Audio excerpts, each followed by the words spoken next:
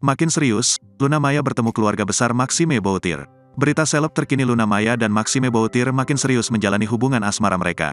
Diketahui, Luna Maya telah diajak bertemu dengan keluarga besar Maxime Boutir.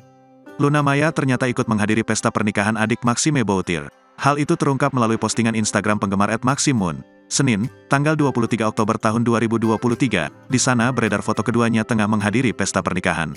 Disebut pada caption tersebut, Luna turut hadir pada pernikahan adik dari Maxime yakni Elodie Boutir. Pada foto tersebut, nampak jelas pasangan dengan perbedaan umur cukup jauh itu berfoto bersama Elodie dan suaminya.